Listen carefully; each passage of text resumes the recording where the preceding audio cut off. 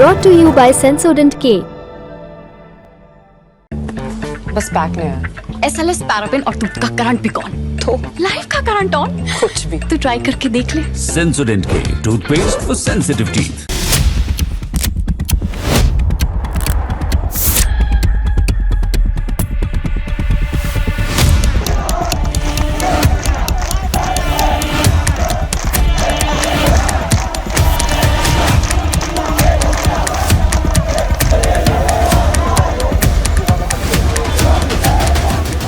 पिछले कई दिनों से ये नज़ारा बांग्लादेश में आम है।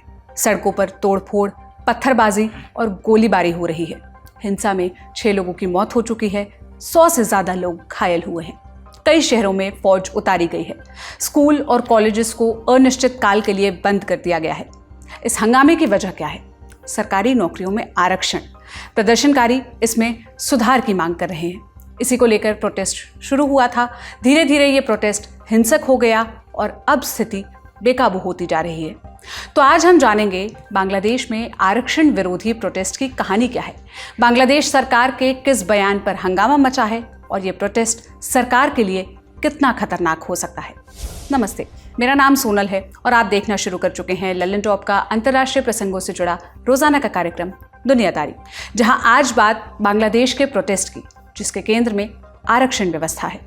बांग्लादेश में सरकारी नौकरियों में 56% सीटें आरक्षित है, अलग अलग वर्ग के लोगों के लिए। किसको कितना आरक्षण मिलता है?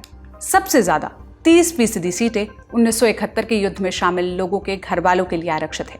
16 दिसंबर 1971 से पहले बांग्लादेश पाकिस्तान का हिस्सा था। उसको पूर्वी पाकिस्तान के नाम से जाना जाता था।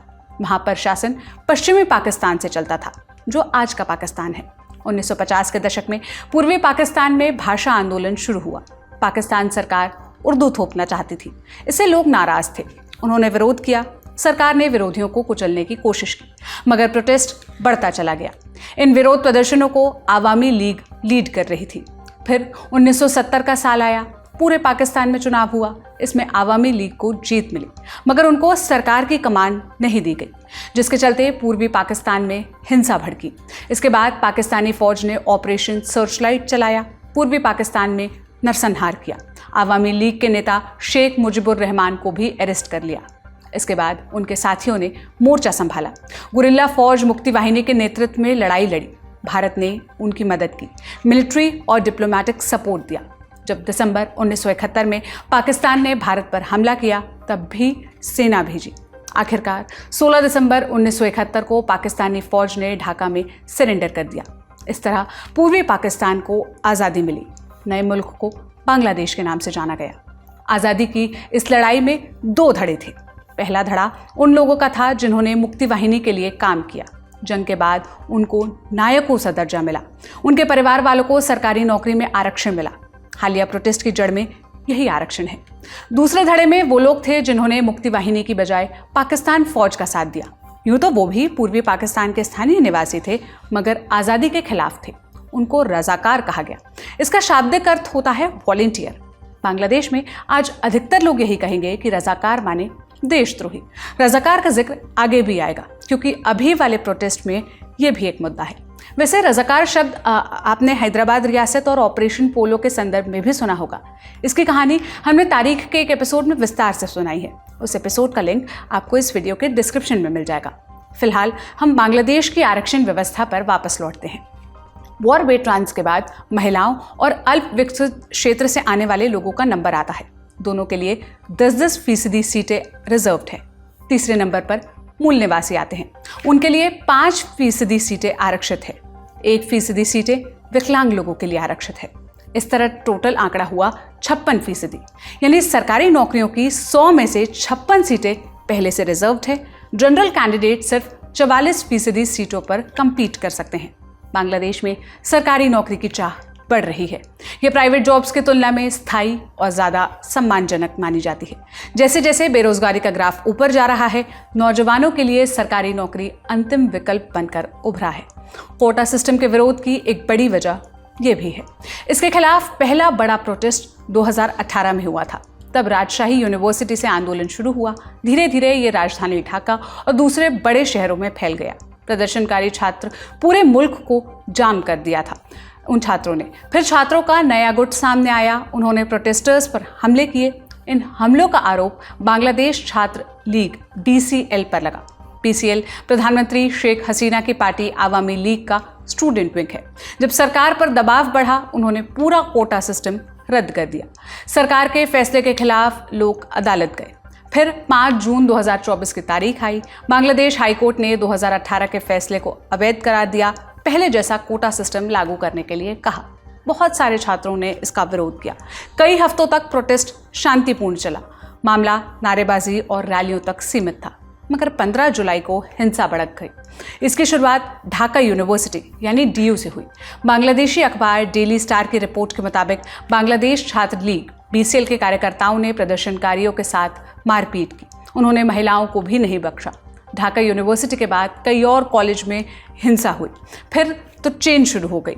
इस समय पूरा बांग्लादेश अस्त व्यस्त है। तकरीबन सभी स्कूल कॉलेज को बंद कर दिया गया है। छात्रों को 17 जुलाई की शाम तक हॉस्टल खाली कर जाने के लिए कहा गया है। कई शहरों में बॉर्डर गार्ड बांग्लादेश BGB को तैनात किया गया है। इसके अलावा हिंसा में शामिल लोगों की गिरफ्तारी भी की जा रही है। तो ये तो हुई अब तक की कहानी। कोटा सिस्टम के विरोधियों का क्या और समर्थकों का क्या तर्क है, आइए ये भी समझ लेते हैं। पहले विरोधियों की बात करते हैं। उनका मानना है कि इससे मेरिट बेस्ड कंपटीशन खत्म हो रहा है। चूंकि अधिकांश वॉर वेटरन्स आवामी लीग से ताल्लुक रखते हैं, इसलिए आरोप लगते हैं कि पार्टी अपने लोगों को खुश कर रही है। ये भी कहते हैं कि प्रदर्शनकारियों को रजाकार बताकर असली मुद्दे से ध्यान भटकाया जा रहा है। बांग्लादेश में रजाकार का इस्तेमाल देशद्रोही के संदर्भ में होता है, जैसा हमने बताया था, क्योंकि 1971 के युद्ध में उन्होंने पाकिस्तान का साथ दिया था। बांग्लादेश का रजाकार कनेक्शन को और विस्तार से समझने के लिए हमने विदेश मामलों के जानकार कैप्टन आलोक बंसल से बात की। आइए उनको सुनते हैं। देखिए, शेख हसीना ने ये कहा कि भाई अगर हम मुक्ति योद्धाओं के लिए आरक्षण नहीं देंगे तो क्या हम रजाकरों को देंगे। तो रजाकर वो लोग थे जो पाकिस्तान की सेना के समर्थन में थे, जिन लोगों ने स्वतंत्रता संग्राम सेनानियों की हत्या कर दी और काफी ऐसी चीजें की जिससे कि लोग काफी नाराज हुए। तो जो लोग कोलैबोरेटर्स थे, पाकिस्तानी सरकार के, पाकिस्तान आर्मी के समर्थक थे, वो रजाकर थे। तो उनका कहना यह था कि क्या अगर हम स्वतंत्रता मुक्ति योद्धाओं को नहीं दें तो क्या हम उनको दें जो कि मुक्ति योद्धाओं के खिलाफ थे या जो पाकिस्तान के एजेंट्स थे। ये बात वैसे सही है कि भाई आप नहीं चाहोगे कि देशद्रोहियों को आरक्षण मिले, स्वतंत्रता संग्राम सेनानियों को, मुक्ति योद्धाओं को आरक्षण मिलना चाहिए।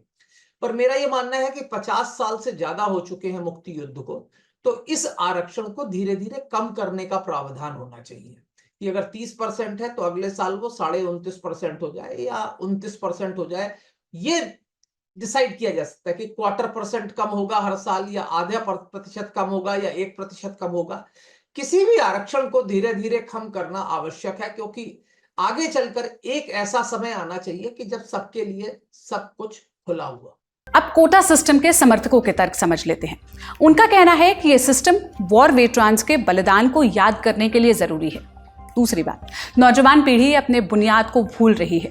उनके लिए 1971 के युद्ध की प्रासंगिकता कम हो गई है, इसलिए भी वे वॉर वेटरन्स को मिलने वाली सुविधाओं का विरोध करते हैं। बहुत सारे लोग मानते हैं कि बांग्लादेश की युवा पीढ़ी आज़ादी के आंदोलन से जुड़ाव महसूस नहीं कर पा रही।